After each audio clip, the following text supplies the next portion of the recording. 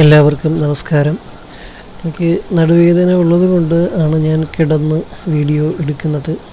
പക്ഷേ ഞാനിപ്പോൾ ഈ വീഡിയോ എടുക്കാൻ കാരണം വാട്സാപ്പിലെ ഒരു പുതിയ അപ്ഡേഷനുമായി ബന്ധപ്പെട്ട കാര്യങ്ങൾ നിങ്ങൾക്ക് മുന്നിൽ പങ്കുവയ്ക്കാനാണ്. പുതിയ വാട്സാപ്പിൽ ഇപ്പോഴത്തെ ന്യൂ അപ്ഡേഷനിലൊരു ഫീച്ചറുണ്ട്. നമുക്ക് വീഡിയോയും പിക്ചേഴ്സും ഒരു തവണ ഒരാൾക്ക് ഒറ്റ തവണ മാത്രം സെൻഡ് ചെയ്യുന്നൊരു ഓപ്ഷനുണ്ട്. അത് നമ്മൾ വീഡിയോ അപ്ഡേറ്റ് നമ്മൾ പുതിയ വാട്സാപ്പ് അപ്ഡേഷൻ ആണെങ്കിൽ വീഡിയോ അല്ലെങ്കിൽ പിക്ചേഴ്സ് അയക്കുന്നതിന് മുമ്പ് നമ്മൾ സെൻഡ് ചെയ്യുന്ന ഓപ്ഷൻ ഉണ്ടല്ലോ, സെൻഡ് ചെയ്യുന്നതിൽ അവിടെ ടൈപ്പ് ചെയ്യുന്ന വീഡിയോയ്ക്കാണെങ്കിലും അതുപോലെ പിക്ചേഴ്സിനാണെങ്കിലും താഴെ ഒരു ക്യാപ്ഷൻ എഴുതാനുള്ളൊരു സെൻഡിങ് മെസ്സേജ് ബോക്സ് കാണും. അതിന് തൊട്ട് സൈഡിലായിട്ട് 1 എന്നൊരു റൗണ്ട് കാണും. ആ റൗണ്ടിൽ ക്ലിക്ക് ചെയ്ത് ഒരു പച്ച ബട്ടൺ ആയി കഴിഞ്ഞാൽ നമ്പർ 1 ക്ലിക്ക് ചെയ്ത് കഴിഞ്ഞാൽ അങ്ങനെ ചെയ്യുന്ന മെസ്സേജ് ഒരു തവണ മാത്രമേ നമ്മൾ അയച്ചു കഴിഞ്ഞാൽ ആ മെസ്സേജ് കിട്ടുന്ന വ്യക്തിക്ക് കാണാൻ സാധിക്കും ഒരൊറ്റ തവണ. അത് പിക്ചർ ആയിക്കോട്ടെ വീഡിയോ ആയിക്കോട്ടെ. ഈ ഒരു പ്രശ്നം അതിലുണ്ട്. അതിൻ്റെ ഒരു ഫീച്ചറാണ്. നമുക്ക് പരിചയമുള്ളവർക്ക് അങ്ങനെ അയക്കുന്നതിൽ കുഴപ്പമില്ല. ഒറ്റ തവണത്തേക്ക് മാത്രം ചെയ്താൽ മതി. അതിൻ്റെ ഒരു ഗുണം സ്റ്റോറേജ് അധികം ആവില്ലെന്നുള്ളതാണ്. ഒരു തവണ കണ്ടു കഴിഞ്ഞാൽ അങ്ങോട്ടും ഇങ്ങോട്ടും അത് പോയി കഴിഞ്ഞ് പിന്നെ നമ്മുടെ ഫോണിൽ സ്റ്റോർ ആവുന്നില്ല. കിട്ടുന്ന ആളിനും അയക്കുന്ന ആളിനും അത് അങ്ങനെ തന്നെയാണ് അതിൻ്റെ ഫീച്ചേഴ്സ്. പക്ഷേ ഞാനിവിടെ പറയുന്നത് അതല്ല. അത്തരം മെസ്സേജുകൾ നമുക്ക് പരിചയമുള്ളവർക്ക് അയക്കുന്നത് കുഴപ്പമില്ല. അല്ലാതെ ആരെങ്കിലും നമ്പർ മിസ്യൂസ് ചെയ്ത് കണ്ടുപിടിച്ച് മെസ്സേജൊക്കെ അയക്കുന്ന ചില ബിരുദന്മാരൊക്കെ അറിയാം. അത്തരക്കാർ മെസ്സേജുകൾ ചെയ്യുകയാണെങ്കിൽ അത് നമുക്ക് ബുദ്ധിമുട്ടുണ്ടാകും. അത് നമ്മൾ മനസ്സിലാക്കി അത്തരം ആൾക്കാരെ പിടിക്കാൻ ഒരു പോകാൻ വഴി എന്ന് പറയുന്നത് സ്ക്രീൻ റെക്കോർഡർ ആപ്പാണ്. അപ്പോൾ സ്ക്രീൻ റെക്കോർഡർ ആപ്പ് വഴി അത് എങ്ങനെ കൈകാര്യം ചെയ്യാമെന്നുള്ളതിൻ്റെയാണ് ഈ വീഡിയോയിൽ കൂടെ പറയുന്നത്.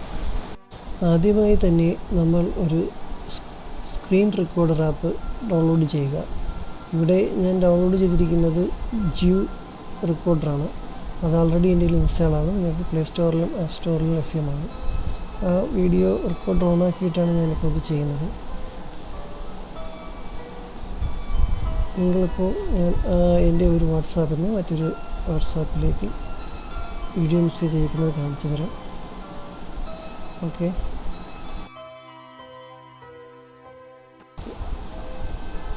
ഈ മെസ്സേജ് താഴെ കാണാം. തൊട്ട് താഴെ ആഡ് ക്യാപ്ഷൻ എന്നുള്ള ഓപ്ഷൻ്റെ അടുത്തുള്ള 1 നമ്പറിലോട്ട് ക്ലിക്ക് ചെയ്ത് കഴിഞ്ഞാൽ ഈ വീഡിയോ എൻ്റെ മറ്റ് വാട്സാപ്പിലോട്ട് സെൻഡ് ആകും.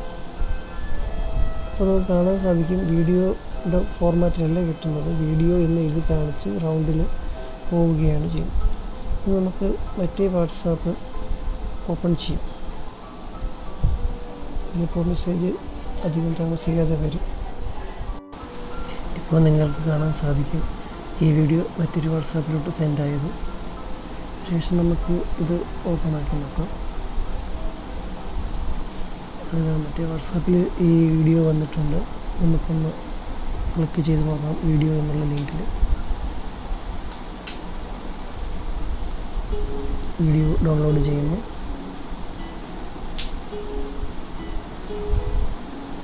ക്ലിക്ക് ചെയ്യുമ്പോൾ നമുക്ക് വീഡിയോ കാണാൻ സാധിക്കുന്നതാണ്. വീഡിയോ എന്ന് മാത്രം എഴുതി കാണിച്ചാൽ വീണ്ടും നമുക്ക് റിപ്ലൈ ചെയ്ത് നോക്കാം. ഇനി ബാക്ക് അടിക്കാം. ബാക്ക് അടിക്കുമ്പോൾ എന്ത് സംഭവിക്കാൻ നോക്കാം. അതെ, ഓപ്പൺ എന്ന് ഓൾറെഡി കാണിച്ചു. ഇനി നമുക്ക് വീണ്ടും ഓപ്പൺ നോക്കിയാൽ കാണാൻ സാധിക്കില്ല.